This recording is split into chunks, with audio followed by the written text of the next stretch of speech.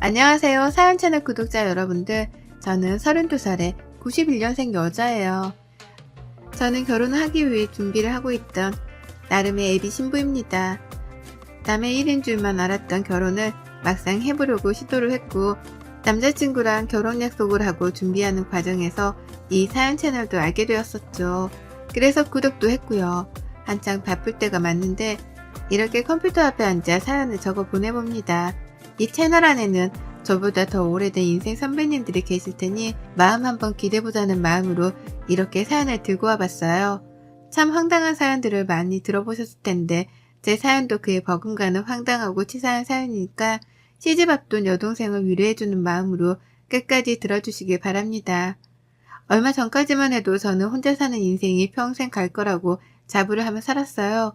시국도 어려운데 집값은 도무지 따라잡을 수가 없고, 그렇다고 내 부모님께 손을 벌리기도 죄송스러우니 차라리 혼자서 지금 살고 있는 전세에 만족을 하며 재산을 잃지만 말자는 주의였던 것 같습니다.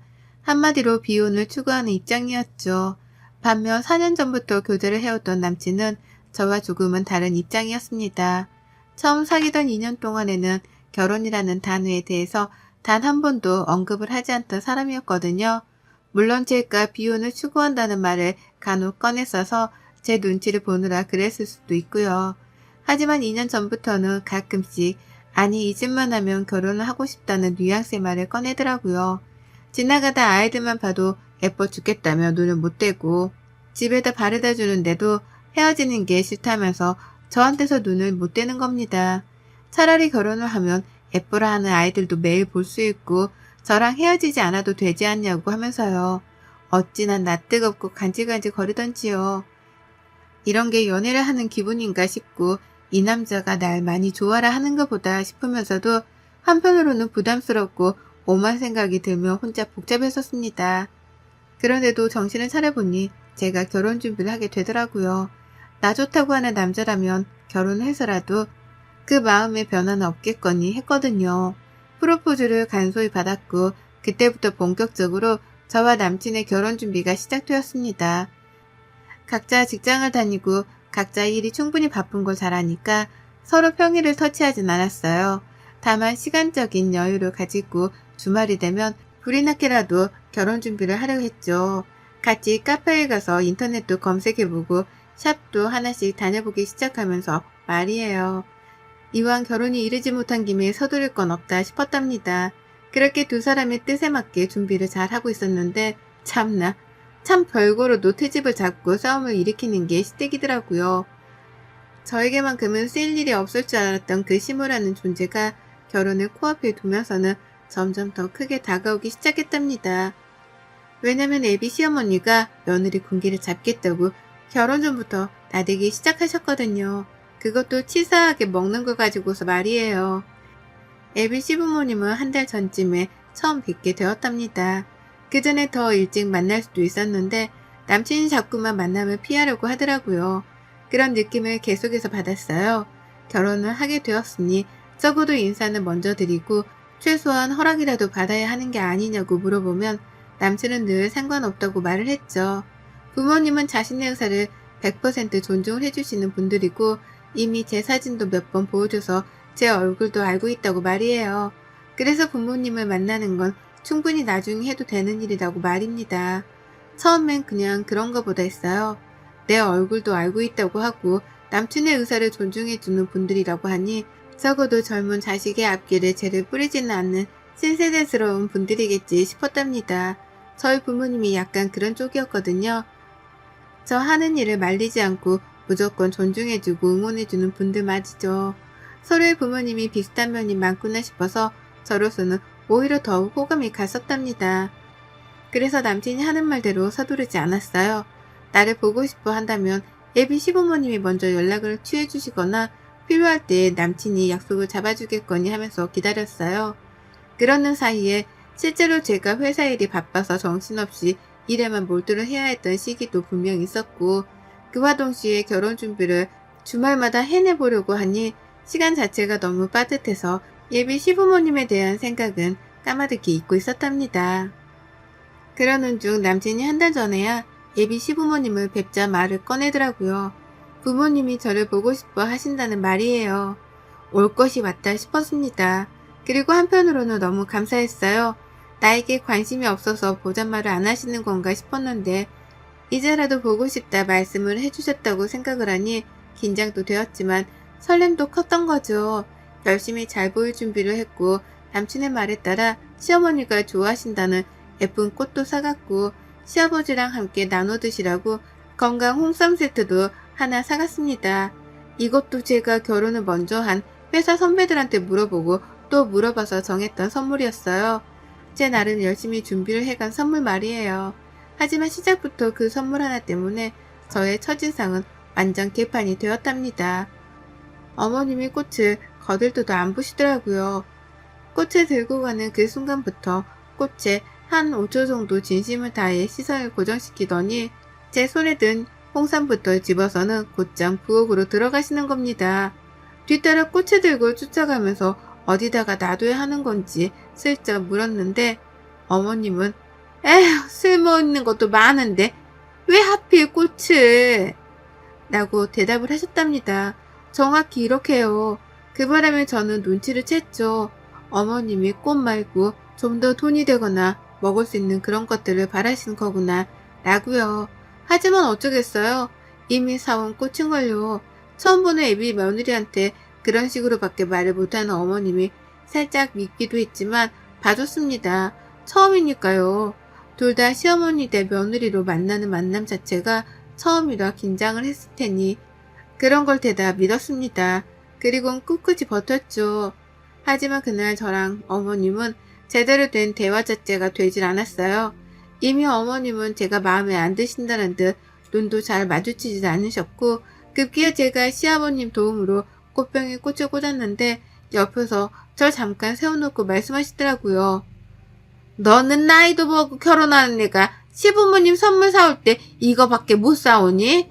나 같으면 홍삼 한 박스를 더 사온다거나 가방이라든지 말이야.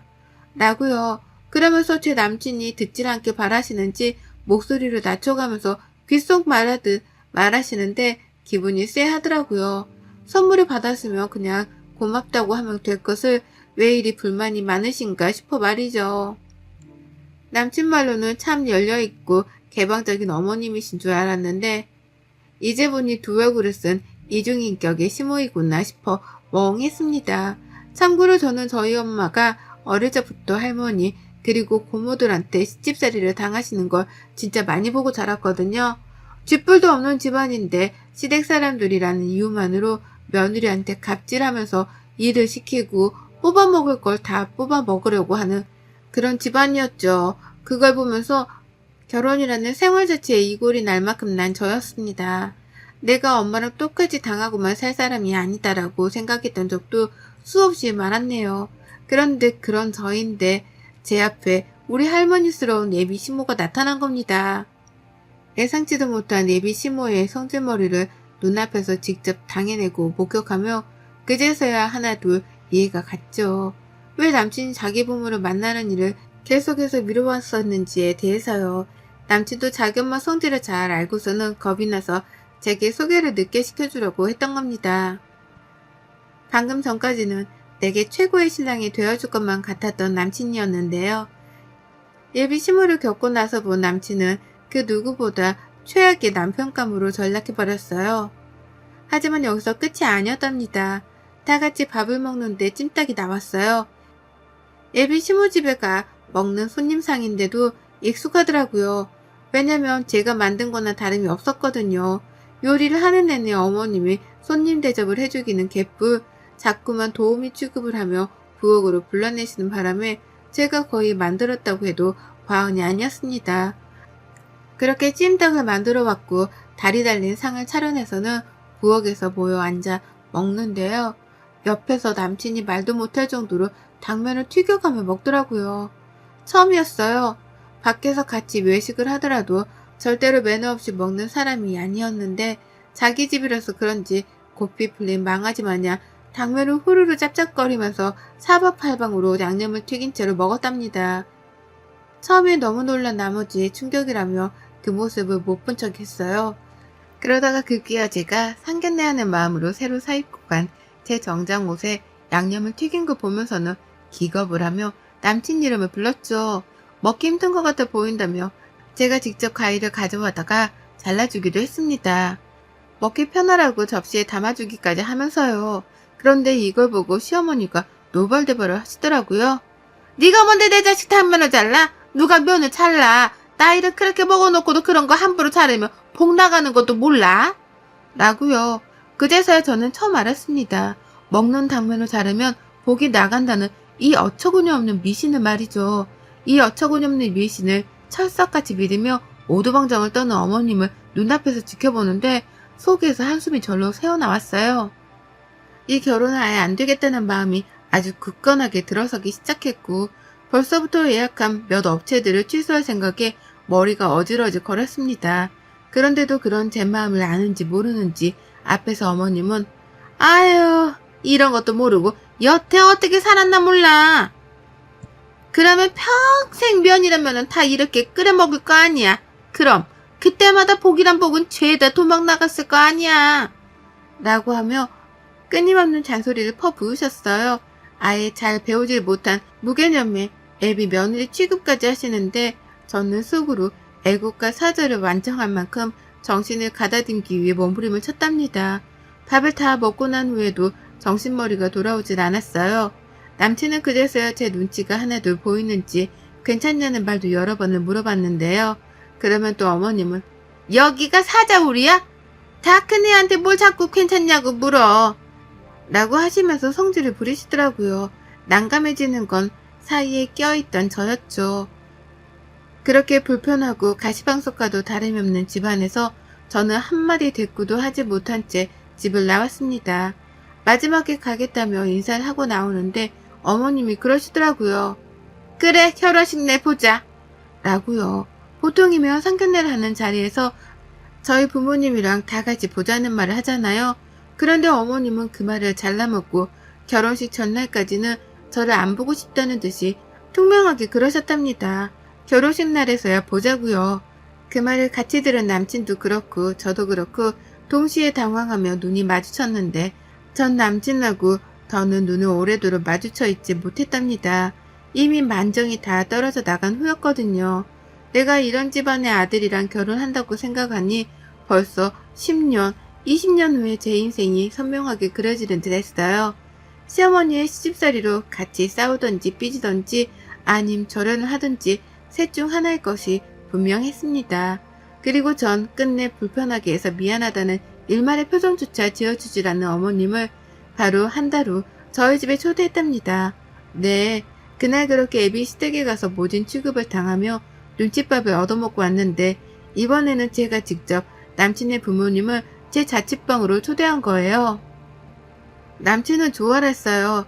그날 집에 간 후 자기한테 마음이 식을까 싶어 걱정했는데 부모님을 초대까지 해주니 결혼을 하는 건 따놓은 당상이다 싶었던 것 같았죠.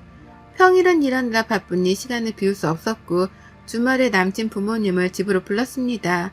평일에 오겠다고 손님 주제에 시어머니가 고집을 부리시는 걸 겨우겨우 말리고 바꿔서 토요일에 약속을 잡았었네요.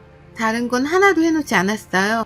소중한 주말인데 내 손모가지를 고생시켜 가면서 굳이 요리를 할 이유는 없었답니다.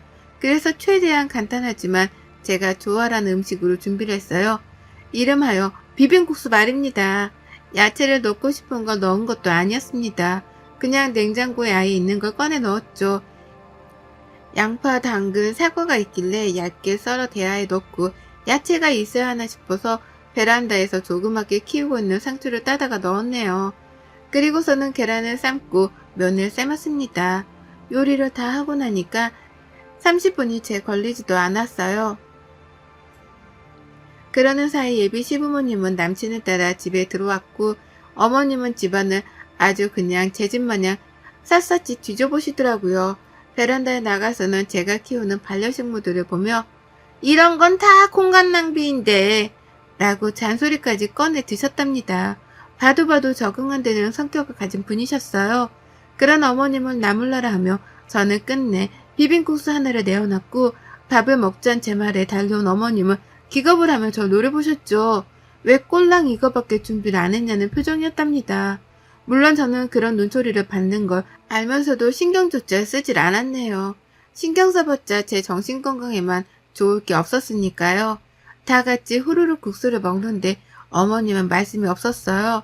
아무리 생각해봐도 예비 며느리가 자신한테 고기 한 조각 들어가 있지 않는 비빔국수만 만들어줬다는 사실을 받아들이기 힘들어하시는 듯 보였습니다. 하지만 옆에서 그 속도 모른 채 맛있다면서 후루룩 먹어대는 아버님과 아들 모습에 속도 터지셨던 것 같아요. 그래서인지 먹다가 한숨을 쉬고 또 먹다가 한숨을 쉬고 반복해가면서 기분이 나빠했던 티를 아주 파악판 내려 하셨죠. 그리고 저는 그런 시어머니의 머리 꼭대기 위에 올라가 있었습니다. 한숨을 쉬건 말건 신경도 안 쓰고 제 멋대로 막 국수를 말아먹었어요. 남친이랑은 평소처럼 대화도 나누려 했고요. 그러자 어머님은 그제서야 말씀을 꺼내셨는데요. 제 집에 대해서 물으시더라고요. 기분 나쁘려고 던지는 말인 것 마냥 말에는 가시가 박혀 있었고요. 너는 그래서 이 집이 천사라고? 언제 돈 모아서 집 살래 니들? 평수가 이게 넉넉할런지는 모르겠는데 결혼하면 그냥 딴 데 가서 살지 말고 여기서 쭉 살아라. 네가 살림은 다 가지고 있으니까 우리 아들은 몸만 들어와도 되겠네. 결혼이 뭐 대단한 것도 아닌데 여기서 조용히 시작해. 라고 말씀을 하며 이미 저랑 남친이 결혼을 하는 걸로 결론을 내리셨습니다. 나는 내 집에 남친을 들여서 살 생각이 하나도 없는데 어머님은 전셋집 하나 있는 며느리 덕분에 돈이 굳었다고 생각을 하신 건지 무조건적으로 이 집에서 신혼집을 차리게 할 작정이신 듯 했습니다. 당신 아들은 아무것도 들고 오지 않아도 되겠다는 말을 참 당연하다는 듯 뱉어내시더라고요. 형용할 수 없을 만큼의 화가 저를 가득 채우고 있는데 그러는 그때 어머님의 웃음 광경 하나가 포착이 되었어요. 어머님이 비빔국수를 자신의 이로 끊어서 드시더라고요. 너무 볼썽사납도록 딱딱 말이죠.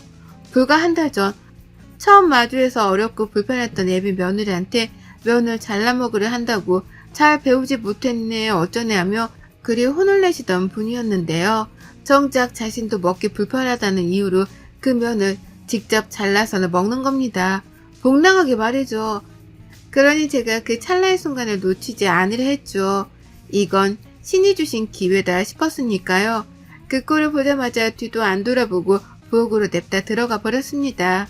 그리고는 한켠에 놓여져 있는 생면을 제 주먹 안에 양껏 쥐고서 나왔어요. 어머님은 국수를 먹다 말고 쟤가 왜 저래? 라는 말까지 하시면서 저를 뒤돌아 쫓아보셨고 그 주변을 따라 남친이랑 아버님까지도 저를 쳐다보시더라고요.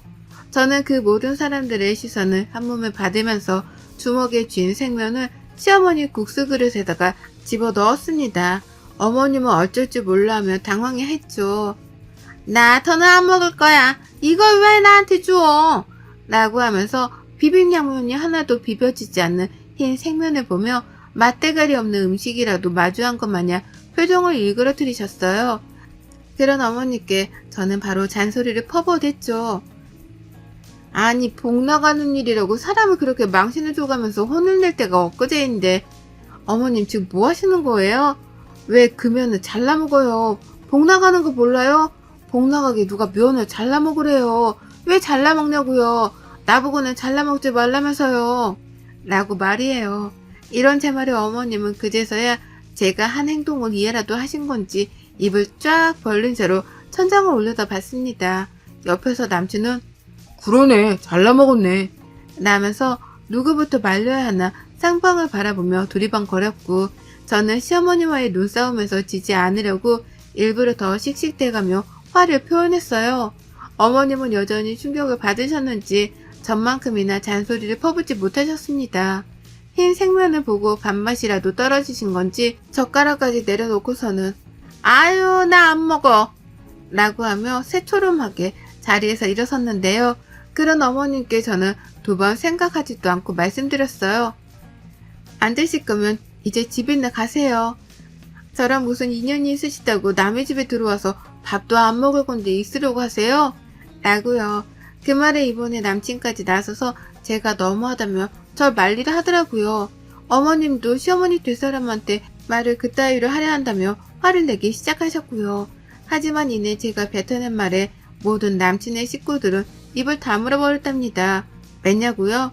제가 그랬거든요. 이 결혼은 이미 한 달 전에 처음 뵀을 때부터 깨졌다고요. 이런 시어머니를 둔 집안으로는 절대로 가족이 되어 들어갈 생각이 없으니 니들끼리 김칫국 마시지 말고 얼른 남의 집에서 나가 사라지라며 선전포고를 했답니다. 결혼 생각이 일도 없는 나를 앞에 두고 왜 니들끼리 예비 며느리 예비 시어머니 하면서 김칫국을 마시는 거냐고요. 이 집이 전세인 것도 맞고 집이 좀 좁은 것도 맞지만 그래서 나 혼자 평생 살 거고 나 말고 다른 놈은 공짜로 집안에 들일 생각이 없으니 전세라도 가지고 있는 며느리는 딴 데서 찾아보라며 시어머니께는 재차 경고의 쐐기를 날렸답니다. 나한테 빌부터 아들놈을 결혼시킬 생각은 꿈에도 꾸지 말라는 뜻에서요. 그러니 어쩌나요? 어머님은 그 상황 자체가 너무 민망스럽고 자존심도 상하신 듯 보였어요. 혼자 막 알 수 없는 방언을 날리면서 아버님께 빨리 나가자고 호들갑을 떠시더니만 핸드백까지 놓고서는 바로 집을 나가버리셨답니다. 제 앞에서 망신당한 게 쪽팔려 정신없이 도망을 치셨던 거죠. 가장 뒤늦게까지 제 집에 남아있던 남친은 저한테까지 재차 묻더라고요. 정말 결혼을 안 하려고 하는 거냐고, 정말 이게 진심이냐고 말이죠.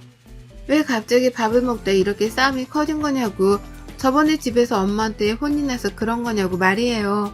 이 일을 가지고서 남친은 겨우 예비 시어머니한테 혼이 나서 버린 저의 복수 같은 걸로만 취급을 하려 하더라고요. 심각성을 잘 알지 못하는 듯 보였답니다. 그래서 저는 재차 확답을 해줬어요. 너랑 결혼 안 해. 안 해! 라고 말이에요. 그 말에 남친은 어머님을 대신해서 사과를 하다가 결국 지도 자존심이 상했던지 자기 엄마 핸드백을 챙기고 집을 나가버렸답니다. 죄인처럼 어깨도 못 펴고 나가는 게 안쓰러워 보이긴 했지만 그로써 저는 마침내 해방감을 느꼈답니다. 잠깐 동안 결혼하겠다고 설레발을 치고 다녔던 것이 조금은 부끄러울 만큼 지금의 저는 다시금 혼자의 자유를 되찾고 지긋지긋했던 이 예비 시댁하고 손절을 쳤어요. 결혼을 했으면 평생 발목이 붙잡혀 살았을 텐데 손절을 치고 남남이 되니 이렇게는 행복할 수가 없습니다. 다시 행복을 찾게 해준 비혼 생활이니 더 좋은 집안과 사람을 만나기 전까지는 이 비혼 생활을 잊지 않고 이어나갈래요. 여러분의 생각은 댓글로 남겨주세요. 오늘도 시청해주셔서 정말 감사합니다. 안녕하세요. 저는 20대 후반의 여자입니다. 갓 2주 전에 출산을 하고서 지금은 제 옆에 건강한 아들 하나를 씩씩하게 키워내고 있는 초보맘이기도 합니다. 저는 2년 전 20대 중반 때 대학 때 사귀어오던 남친과 결혼을 했습니다. 친구들에 비하면 결혼이 무지하게 빠른 편이었죠. 제가 어릴 적에 교통사고로 엄마를 잃고 아빠와 함께 단둘이 살아오면서 외로움을 많이 타는 성격이었는데 그런 제 처지나 성격을 보듬어줄 만큼 따뜻하고 정 많았던 남자친구와 결혼을 하던 헤어지던 둘 중에 하나를 결론을 내버리고 싶었습니다. 대학을 졸업할 쯤에 말입니다.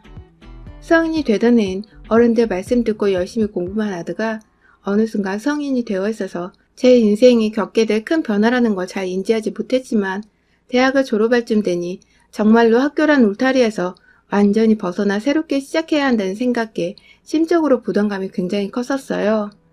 사실 졸업 후에 잘 살아남을 수 있을지 자신도 없었고 그만큼 치열히 준비를 하지도 않았었고요. 그 때문에 더더욱 남자친구와의 관계에 매달렸는지도 모릅니다. 왜인지 이 남자의 여자가 되면 미성숙한 저의 모든 것들을 보듬어줄 줄 알았었거든요. 연애 때도 내내 결혼하자고 함께 아이 낳고 알콩달콩 같이 살자고 농담 반 진담 반으로 서로에게 말해오던 저희는 그렇게 대학을 졸업하고 나서 더 진지하게 결혼에 대한 대화를 나눴고 서로 뜻이 맞아서 결혼까지 하게 되었어요. 남편과 연애를 할 적에 시부모님을 자주 뵈었었고 실제로 시어머니와는 남편을 대신해 학교 구경을 시켜드리는 등 나름 친하게 지내왔었기에 이 집안이 새 가족이 되는 것에 부담이나 걱정이 전혀 없었습니다. 제가 엄마가 없다는 집안 사정을 다 아셨고 또 불쌍까지는 아니더라도 동정과 안쓰러움으로 절 바라보셨던 어머니는 딸처럼 절 잘 챙겨주셨어요. 어머님은 아들이 둘밖에 없어서 그런지 제가 옆에 있는 걸 딸이 생긴 것처럼 무척이나 좋아라 하시고 또 흐뭇하게 생각하셨답니다. 적어도 저는 시어머니가 그렇게 생각해 오신 줄 알았어요. 그런데 결혼을 하고 나니 역시 고부 사이는 딸과 엄마같이 모녀 사이가 될 수 없더라고요.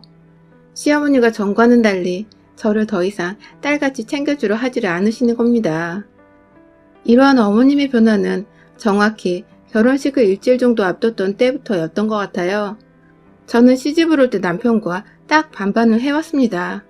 친정아버지의 도움을 받아서 지금 살고 있는 신혼집의 명의도 남편과 정확히 반반 나눠 돈을 내서는 공동 명의로 구매를 했죠. 남편이나 저나 그 당시 갓 학교를 졸업했던 사회초년생이었고 저는 특히 전공을 살리지도 않고 아무 중소기업이나 친구들 따라 취직을 해서 일하고 있던 직원이었거든요. 그래서 모아놓은 돈이 정말 한 푼도 없었었죠. 하지만 다행히도 남편은 남편대로 시부모님께서 경제적인 여유도 있으셨고 저는 저대로 친정아버지께서 하나밖에 없는 자식이었던 저를 위해 오랫동안 돈을 모아오셨던 터라 결혼하는 데 있어서 필요한 모든 금전적 도움을 받을 수가 있었습니다. 사실 아빠가 좋은 회사에서 오랫동안 근무를 해오시고 계시기에 저는 제 앞가림만 늘 신경을 썼지 아빠의 노후 준비나 금전적인 문제에 대해서 깊게 고민을 해본 적이 별로 없었어요. 그런데 시어머니 입장에서는 이게 다 문제였더라고요. 엄마 없이 불쌍하게 자라온 애인 줄 알았더니 신혼집 구하는데 그 큰돈의 절반을 턱턱 내고 결혼 준비하고 시댁에 보낼 예물 예단까지 모자람 없이 준비해서 턱하고 내놓으니 어디서 갑자기 부잣집 며느리가 나타난 것 같으셨는지 절 괜히 낯설게 보고 정과는 달라진 것 같다는 말씀을 자꾸만 입 밖으로 내뱉으시며 저와 거리를 두기 시작하셨어요.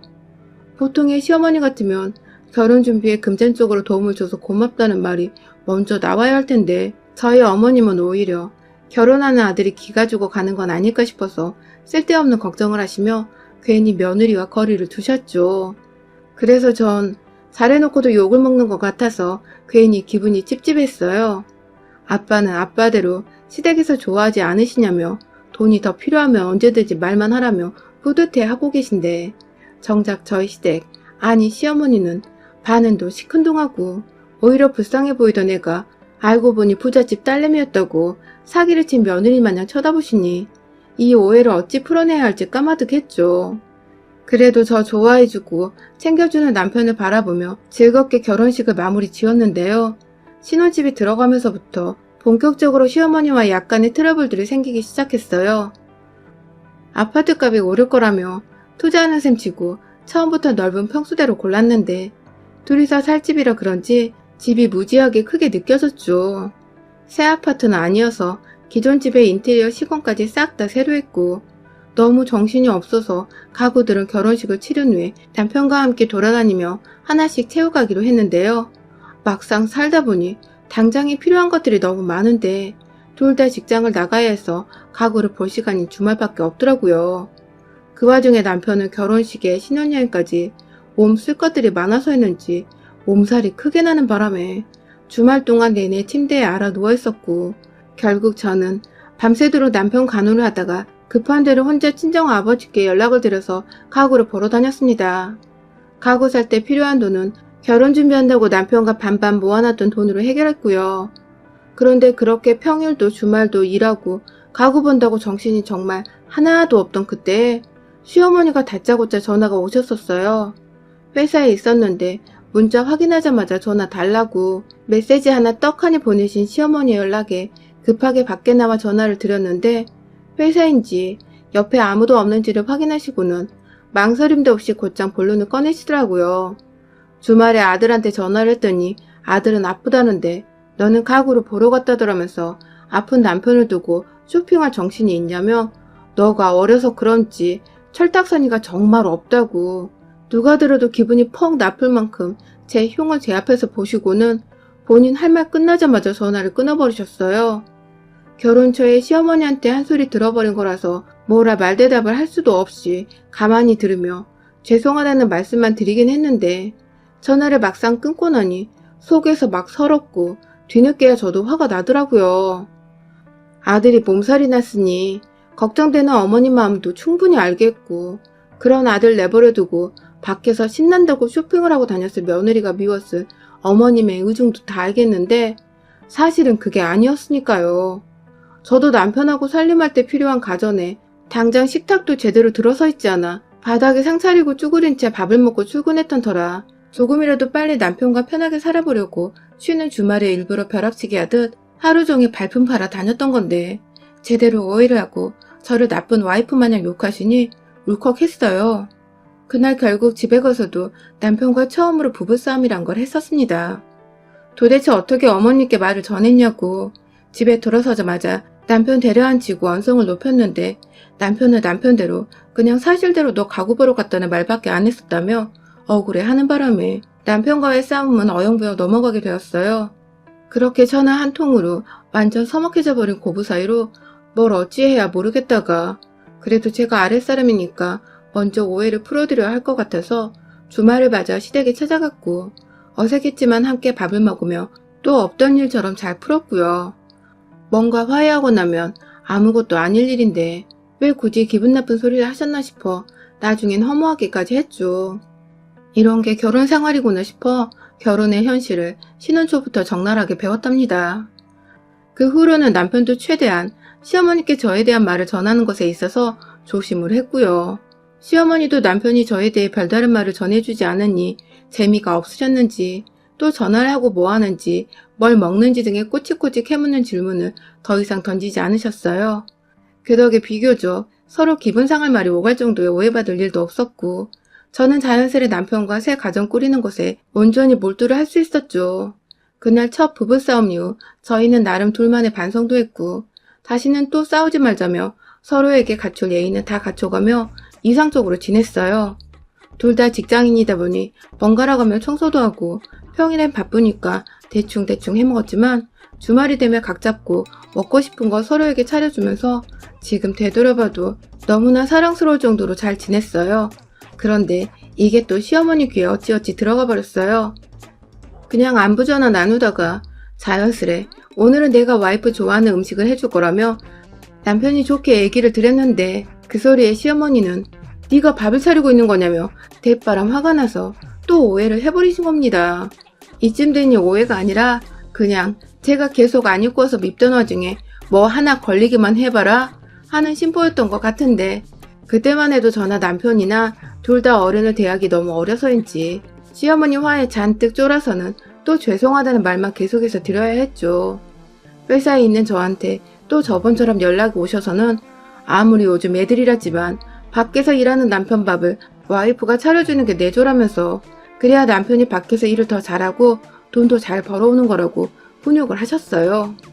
처음엔 훈육으로 끝나는 줄 알았는데 결국 자기 분에 못 이겨 씩씩거리더니 끝에서 목소리가 잔뜩 격양이 되어 수화기 너머로 쩌렁쩌렁 목소리가 울릴 정도로 화를 내셨습니다.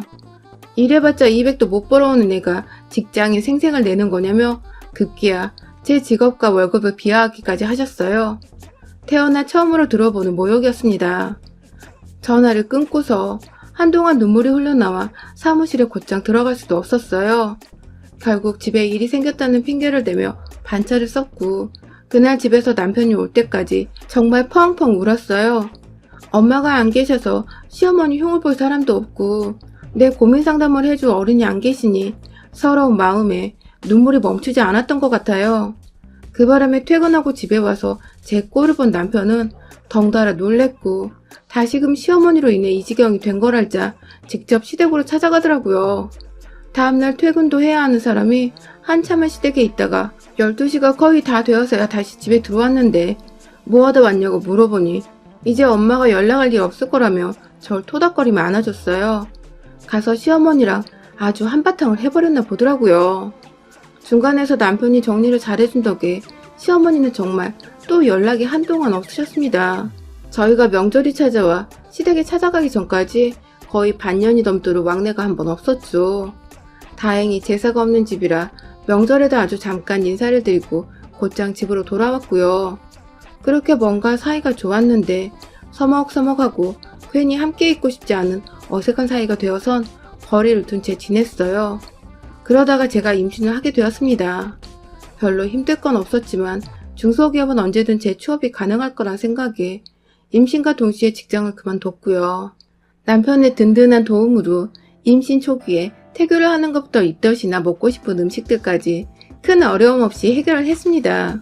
첫 아이라 그런지 남편도 우리 사이에 무언가 연결고리가 생긴 것 같다며 매일매일 아빠가 되는 것에 설레어 있고, 보다 제가 긍정적인 마음으로 태교에 전념하도록 시어머니와의 연락은 더욱 철저하게 차단을 시켰어요. 그래봤자 저녁이 되어 혹여나 시어머니가 연락 오시면 몰래 안방에 가서 전화를 받는다든지 저한테까지 전달하지 않고 알아서 전화를 끊어버리는 정도였지만 그것만으로도 저는 무척이나 만족스러웠습니다. 시어머니 목소리만 들어도 저한테 바락바락 화내던 과거의 모습이 오버랩되며 심장이 벌렁벌렁 거렸거든요. 저한테도 아이한테도 시어머니 목소리는 안 듣게 하는 게 최선이라고 생각을 했죠. 그래도 며느리니까 중간에서 아무 잘못 없는 시아버지께는 일부러 출근하신 시간에 전화를 드려서 안부를 묻곤 했고요. 그러다가 드디어 출산을 했습니다. 친정아빠와 남편, 이 두 사람의 응원 속에서 아주 건강하게 아이를 낳았죠. 애가 벌써부터 효자인 건지 가장 긴장하고 무서웠던 출산의 고통도 그리 오래 겪지 않았고 2시간 정도 만에 순산을 해버렸죠.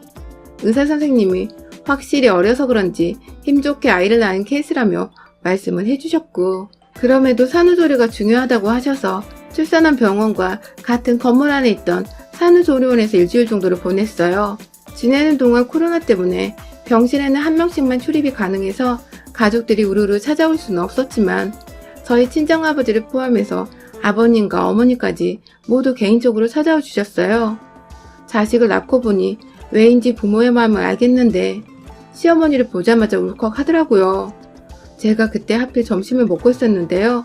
다른 식구들은 미리 전화를 주고 왔었지만 시어머니는 무턱대고 아무 시간이나 편하실 때 오신 것 같았어요.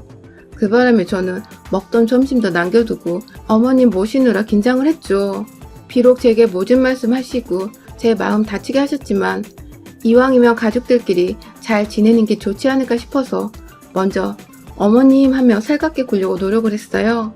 저한테는 여자 어른이 시어머니 뿐인데 이왕이면 엄마처럼 싸웠다가 화해도 하며 그렇게 진짜 가족이 되어보는 건 어떨까 싶은 택도 없는 희망도 잠시 품어봤고요.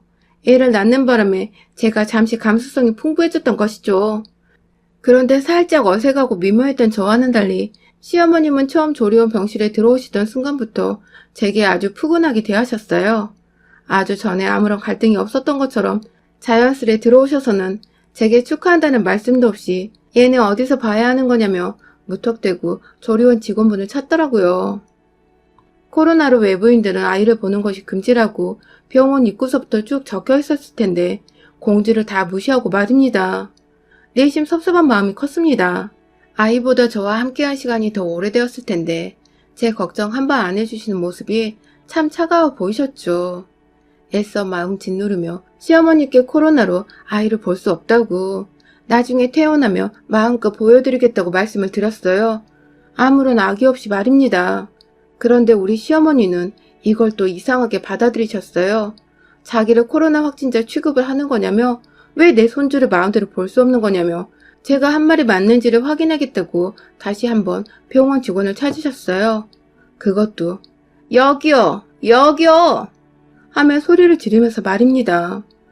덩달아 얼굴이 시뻘개지며 어머님이 창피해서 아주 쥐구멍에 숨고 싶었습니다.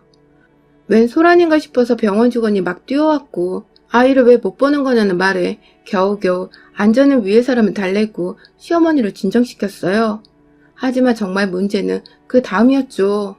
혼자 뭐가 그리 분통이 터지시는지 얘를 낳았을 때도 미리미리 전화를 해야 했던 거 아니냐며 왜 애를 다 낳고 산후조리할 때 자기가 와야 하냐고 자신은 아이를 보려고 온 거지 저를 보러 온 게 아니라면서 말은 말대로 쉬지도 않고 제 앞에서 이리저리 정신없이 왔다 갔다 하시는데 제가 정말 돌아버리겠더라고요. 딱 한마디 진정하라고 앉으시라고 말씀을 드렸습니다. 최대한 공손하고 차분히 말입니다. 하지만 이 말이 어디서 또 삐딱하게 들린 건지 시어머니는 어디서 앉으라 말아 훈계냐며 저를 향해 급기야 삿대질을 하기 시작하셨고 밖에서는 다른 방 산모가족들이 찾아와 조용히 좀 해달라고 화를 내는데 시어머니는 거기에 또 아랑곳하지 않고 맞받아치며 상관 말라고 소리를 지르셨어요. 앞에서 발광하고 있는 시어머니 모습을 정말 보기 힘들더군요. 산후조리하며 몸도 마음도 진정이 되어가는 상태였는데 갑자기 꽉 막힌 무언가가 속 깊숙이에서부터 머리 위로 솟아오르는 기분이었습니다. 그리고 결국 저는 먹던 조리원 식판을 들어 올려 내용물을 모두 시어머니께 던져버리고야 말았습니다. 참다 결국 제 몸이 못 견디고 화를 표출해내고야 만 것이었죠. 산후조리에 좋다는 소고기 가득 들어간 미역국에 새우볶음과 나물무침, 그리고 몸매 관리하라고 옆에는 두부 샐러드까지 놓여져 있었는데요. 밥 한 공기에 든 쌀 한 톨까지 남김없이 제 손 하나로 들쳐올려 앞에 계시던 시어머니를 향해 확 던져버렸어요. 차마 식판은 폭력적인 것 같아서 던져버리진 않았고요.